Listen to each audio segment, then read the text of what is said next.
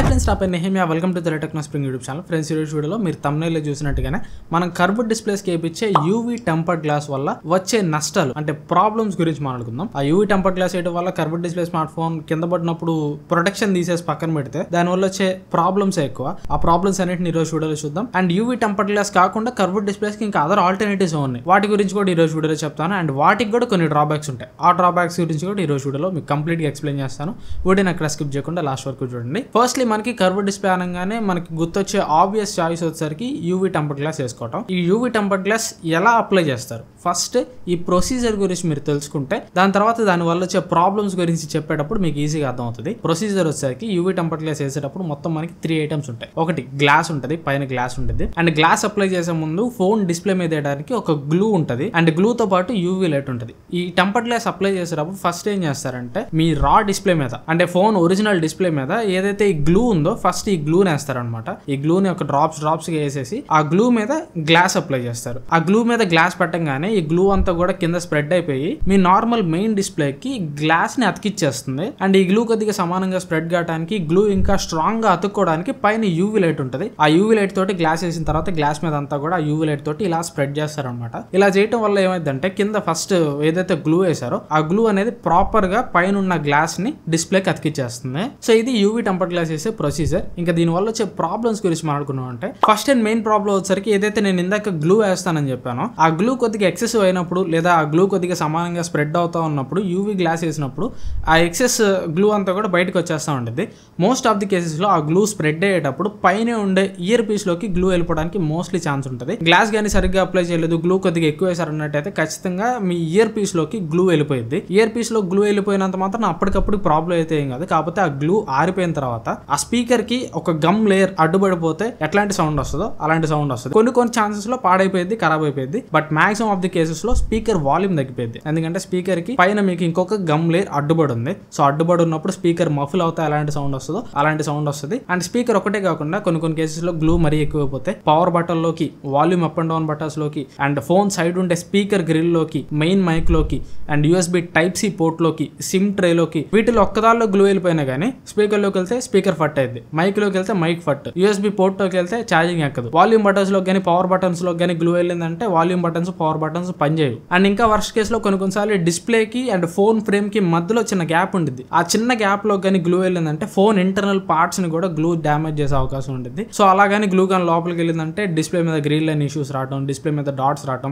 ఇలాంటి ఇష్యూస్ అన్ని మీరు ఫేస్ చేస్తారు. So UV tempered glass apply చేసేటప్పుడు వచ్చే ప్రాబ్లం అనమాట ఇది. ఈ ప్రాబ్లం రాకుండా ఉండాలంటే ఫస్ట్లీ ప్రికాషన్స్ తీసుకోవాలి. ప్రికాషన్స్ ఎలా తీసుకోవాలంటే ఇప్పుడు మనకి Moto curved display smart phones అన్నింటిలో కూడా యూవీ టెంపర్డ్ గ్లాసెస్ అప్లై చేసుకునేటప్పుడు స్పీకర్ కి, మెయిన్ మైక్రోఫోన్ కి అండ్ ఇయర్ పీస్ కి స్టిక్కర్స్ ప్రొవైడ్ చేస్తున్నారు. సో అలా మీరు బయట షాప్స్ లో కూడా యూవీ టెంపర్డ్ గ్లాస్ అప్లై చేసుకునేటప్పుడు ఇయర్ పీస్ మీద, ఛార్జింగ్ పోర్ట్ మీద, వాల్యూమ్ బటన్స్ దగ్గర అక్కడంతా కూడా ప్రాపర్ గా స్టిక్కర్స్ అప్లై చేసుకొని వాటిలో గ్లూ వెళ్ళిపోకుండా ప్రికాషన్స్ తీసుకొని మీరు అప్లై చేసుకోవాలి. వాటి వరకు ఎంత ప్రికాషన్స్ తీసుకున్నా కానీ డిస్ప్లే కి, ఫోన్ ఫ్రేమ్ కి మధ్యలో ఒక చిన్న గ్యాప్ ఉంటుంది. ఆ చిన్న గ్యాప్ లోకి గ్లూ వెళ్ళటం మాత్రం ఎవడు ఆపలేరు. ఒకవేళ మీ బ్యాడ్ లక్ అయితే మాత్రం ఖచ్చితంగా దానిలో గ్లూ వెళ్తుంది, డిస్ప్లే ఇంటర్నల్ పార్ట్స్ ని డ్యామేజ్ చేస్తుంది. ఇది first and main problem. And second problem obviously curved displays అంటే AMOLED డిస్ప్లేస్ ఇస్తారు. AMOLED డిస్ప్లే స్మార్ట్ ఫోన్స్ అన్నిటి కూడా in display fingerprint scanner ఉంటుంది. ఈ యూవీ టెంపర్డ్ గ్లాస్ వేయడం వల్ల in display fingerprint scanner సరిగ్గా వర్క్ కాదు. ఎందుకంటే in display fingerprint scanner ఎలా వర్క్ చేస్తుందంటే మన ఫింగర్ దాని మీద ప్లేస్ చేసినప్పుడు దానిలో నుంచి ఒక లైట్ వచ్చి ఆ లైట్ వచ్చి మన ఫింగర్ ప్రింట్స్ ని స్కాన్ చేసుకుని ఫోన్ లో అన్లాక్ చేస్తుంది. ఈ యూవీ టెంపర్డ్ గ్లాస్ వేయడం వల్ల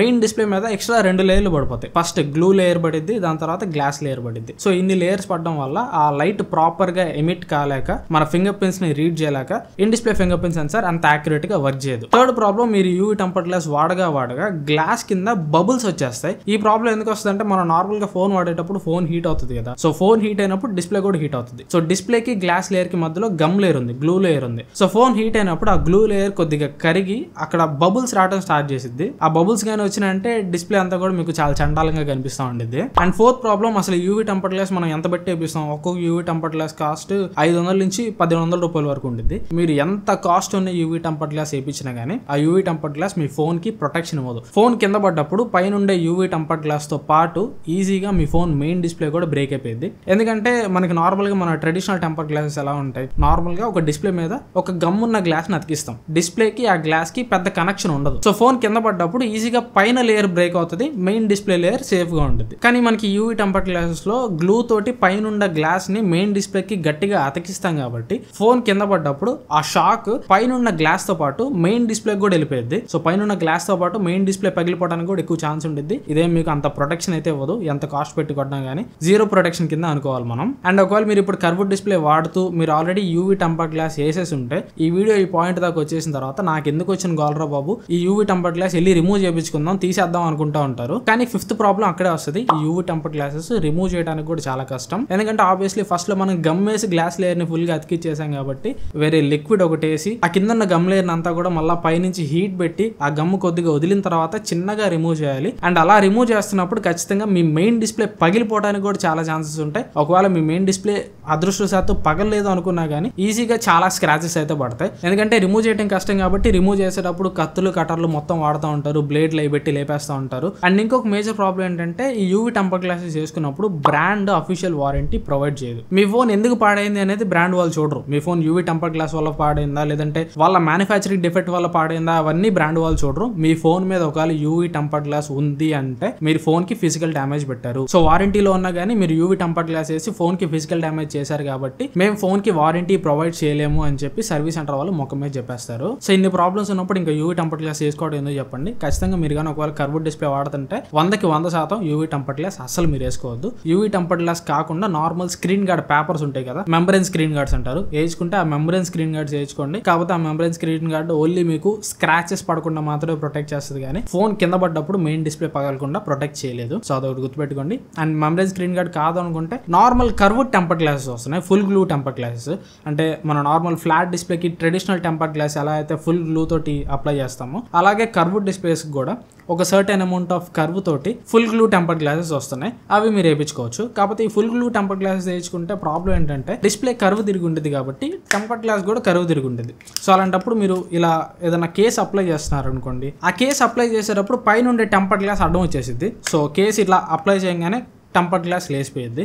ఆ టెంపర్ గ్లాస్ కాస్ట్ కూడా ఎక్కువ ఉంటుంది, 500 రూపాయల దాకా ఉంటుంది. ఒకవేళ మీరు బ్యాక్ పౌచ్ చేసేటప్పుడు జాగ్రత్తగా లేకపోతే ఆ టెంపర్ గ్లాస్ ఇలా పైకి వచ్చేసింది. నన్ను అడిగితే బెస్ట్ ఆప్షన్ వీటన్నిటికీ డబ్బులు బొక్క పెట్టుకునే కంటే ఫోన్ ని జాగ్రత్తగా చేతిలో పట్టుకోండి, ఏ స్క్రీన్ గార్డు లేకుండానే ఫోన్ వాడండి. అంతగా ఫోన్ మీద గీతలు పడితే అని భయం ఉంటే మెంబ్రెయిన్ స్క్రీన్ గార్డ్ వేసుకోండి. ఇది ఓవరాల్ గా స్టైల్ గా ట్రెండీగా కర్వ్ తిరిగింది కదా అని కర్వ్డ్ డిస్ప్లే స్మార్ట్ ఫోన్స్ కొంటే వాటి స్క్రీన్ గార్డ్స్ వల్ల టెంపర్ గ్లాసెస్ వల్ల వచ్చే ప్రాబ్లమ్స్ అయితే ఇవి.